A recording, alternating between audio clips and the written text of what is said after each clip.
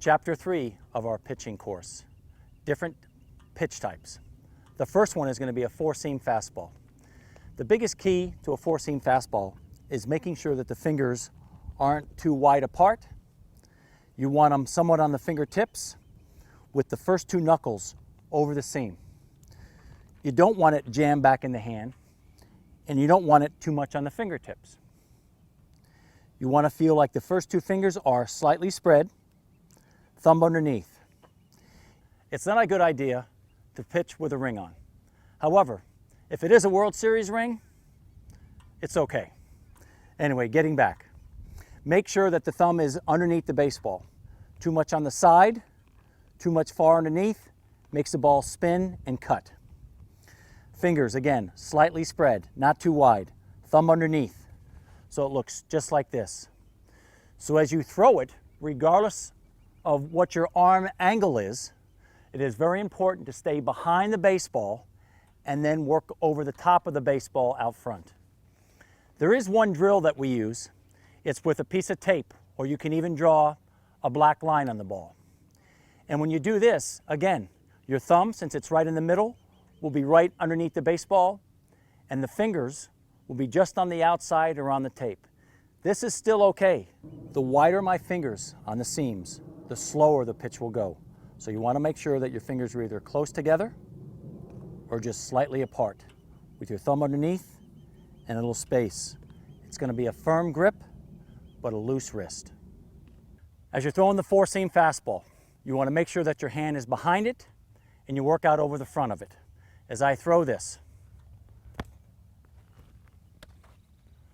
make sure that your hand stays behind the ball. Here is the ball with the tape. As I throw it, you can see whether my hand turns or stays behind it.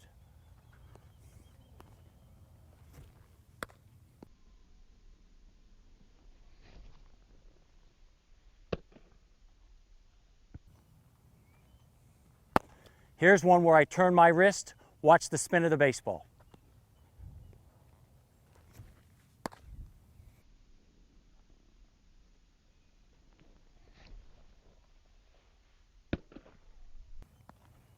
Here's one that I stay right behind, regardless of my arm angle.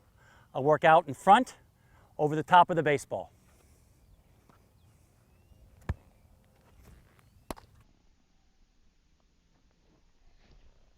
Very important, a firm grip, but a loose wrist.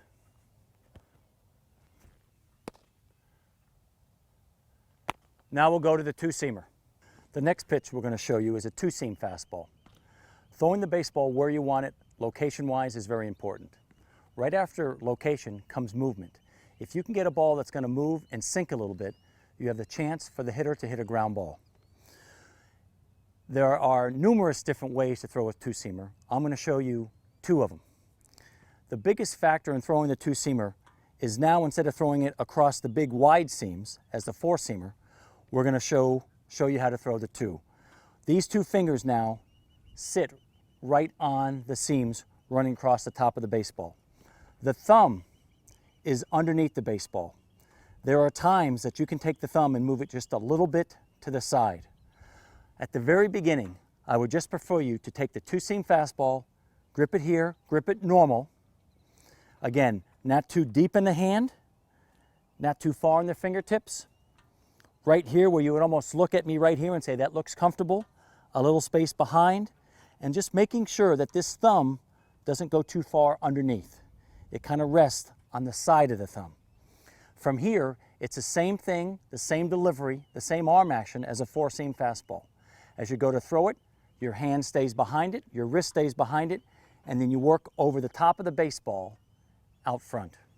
If I were to show you one other easy grip, there are some players, some pitchers who sometimes manipulate their hand and wrist. Right now, that's not where you should be. Two-seam grip here, and if you want to, you can move the fingers up till they touch the first part of the seams right here. This way now, the thumb will be a little bit on the side of the ball. So now as you throw it, the hand still stays behind it, works over the top, but with the thumb on this side, sometimes you can even put a little bit more finger pressure on either finger that you want. But at this point, don't manipulate the baseball, just trust it, throw it, hand behind it, working over the top. Two-seamer, the biggest thing again, keep your hand behind the baseball, finish over the top of it. For the most part, the ball will run and sink a little bit to your arm side. If you stay on top of it, the ball will have more sink. You would rather have a little bit more sink than you would run. And if you do that, that means the hand is staying on top of it. If sometimes the ball is running too much, it means sometimes the hand and wrist is turning. So you want to be right behind the baseball, right over the top of it.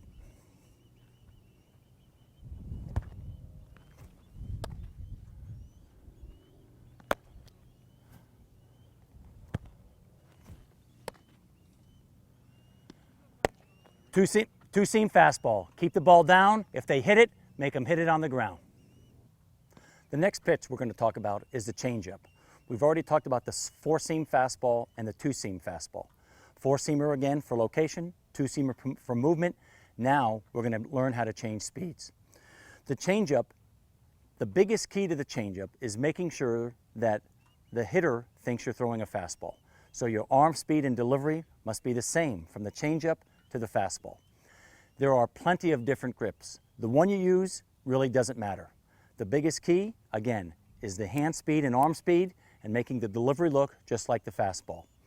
If you have a changeup that actually has bottom, that actually has some sink, that's tremendous. But again, the biggest thing you want to do is get the hitter feeling the speed difference between one ball being thrown at a certain speed and this one being thrown slower. I'm going to show you two or three changeup grips. The first one, it's basically a modified circle grip. The circle, usually the finger overrides the thumb. The thumb is still underneath the baseball, and you basically throw the ball with these middle two fingers. The pinky sometimes is on top, sometimes a little bit lower. I almost don't care what grip you use. It is not a bad idea to experiment.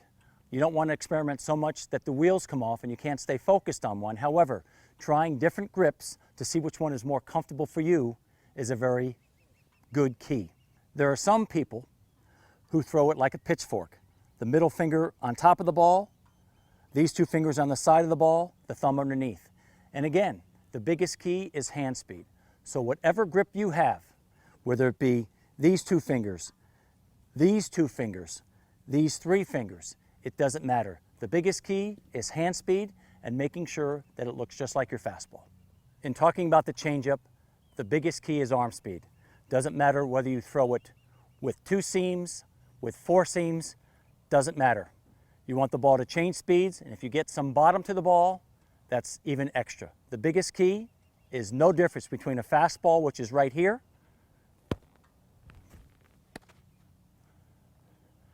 and a changeup, which is right here. If I go ahead and I slow my motion down or my arm down,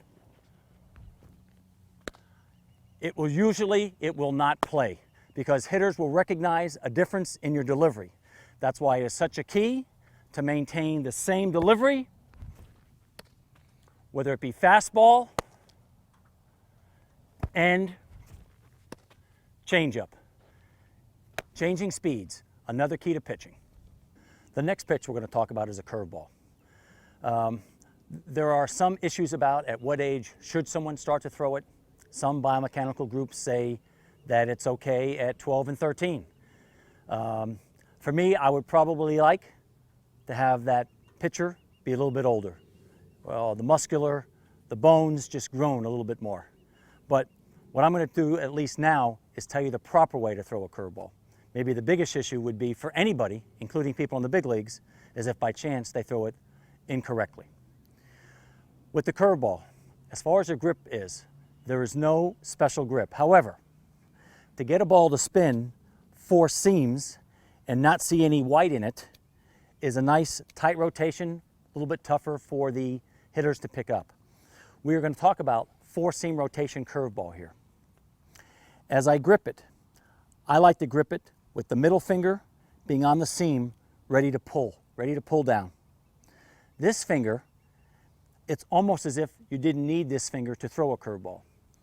If this finger never touched the ball, you would still spin the ball just as well with the finger there or not there. That is why so many pitchers throw spike curveballs, really to get this finger out of the way. Because what you do want is nice tight rotation. This ball is gripped a little deeper and a little tighter in the hand. And whether you go both fingers on, or spike, or even one finger pointed at your catcher, either way is fine. Deeper in the hand. One other grip is called the C grip. It's basically, as I form this letter C, I stick the ball right in it, and that's my only thought, to throw the C right at my catcher. If I do this, I have a good chance of the ball spinning out and having that tight rotation. When you throw a curveball, the biggest thing I want you to try to get is almost the thought of just throwing the ball, rather than this is a curveball, I've got to get my hand out here, I've got to pull down, I have to pull the lampshade down. And if any of these techniques or those techniques help you, I'm all for it.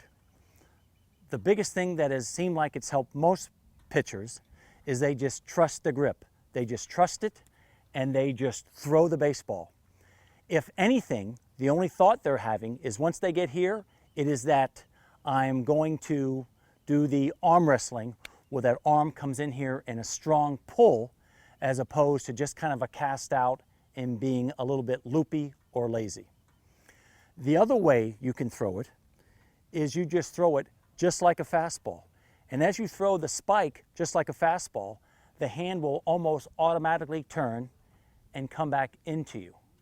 And sometimes it seems like that thought process has helped more than almost visualizing or thinking about anything else.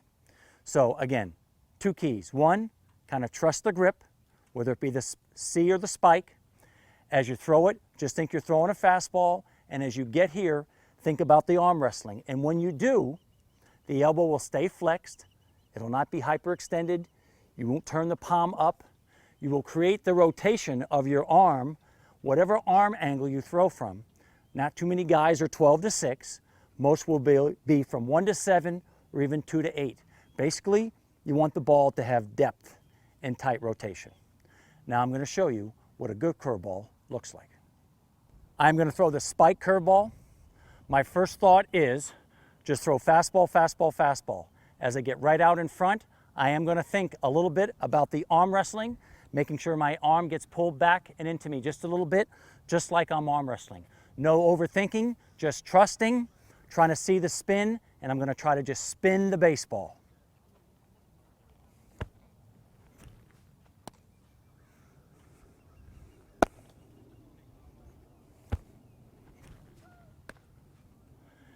It would not even be a bad idea if you wanted to do the spin with the black tape or the black stripe on the ball that we throw when we throw our four-seam fastball.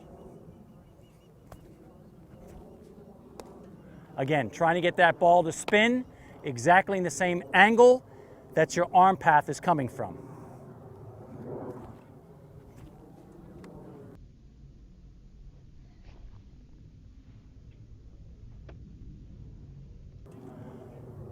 One of the things that we have done sometimes to help create spin is get about 75 to 80 feet away and make believe there's a 10-foot fence in the middle and actually just try to spin the ball and shape the ball so that it arcs. After we do that, we move into a closer distance. So now at the beginning, I've taken a little crow hop and I just spin the ball. And then from there, as I get closer, now I'll throw it out in a straight line so that it goes straight and then down. Just trying to help to get the feel of a curveball. The next pitch we're going to talk about, we're going to combine the cutter and the slider. The first grip we're going to show you is the cutter grip. What I want you to do here is take the two-seam fastball grip and place your fingers over the top of the ball on a slight angle. The thumb is on this seam here. The biggest thing about a cutter, and there are a few more other grips we will discuss. However, the biggest thing about a cutter is the wrist is firm. As I go to throw it, the wrist must stay firm. I don't want it to work like you'll see we're going to work the hand and wrist with a slider. With the cutter, the wrist is very firm. As the ball comes off, it doesn't come straight off the fingertips. It comes off the side of the finger. The side of the first finger, pointer finger, it comes off and spins this way. Another way that people throw a cutter is from your regular four-seam grip. They hold the ball tighter with the middle finger and almost take the first pointer finger off. As you throw it now, the same thing's going to happen. The ball spins out going a little bit to the left. The same process or same thought is almost with the two-seam. The fingers are again here, and as the wrist is firm, the ball will come off to the side. The biggest key to the cutter is making the hand slowly turned in or cocked in, keeping the wrist firm as the ball comes off, not allowing it to come off the fingertips going forward, but out to the side. As far as grips with the slider, again, it almost doesn't matter what grip you throw. What does matter is how the hand and the wrist work the fingers down through the baseball.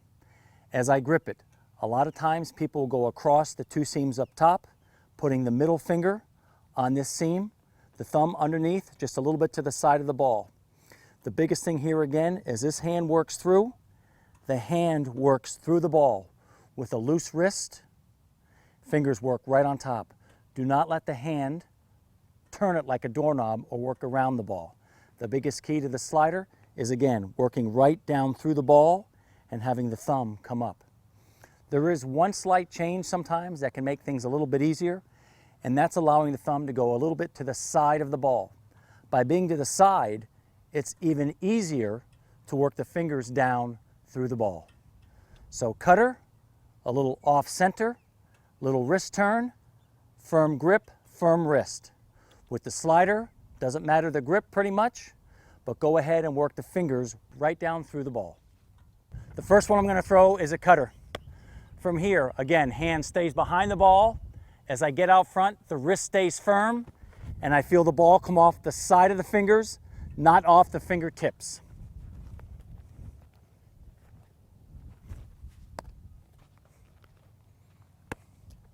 So again, with the cutter, firm wrist, out front, side of the ball. Now, doesn't matter the grip, we'll work my fingers through the ball.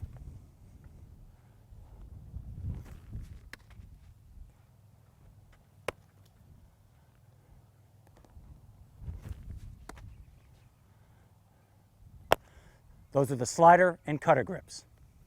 As we conclude this chapter on different pitch types, really the biggest thing I want you to focus on is the importance of throwing strike one. With all the different pitches between a fastball, 2 and 4 seam, a changeup, a curveball, a slider, and a cutter.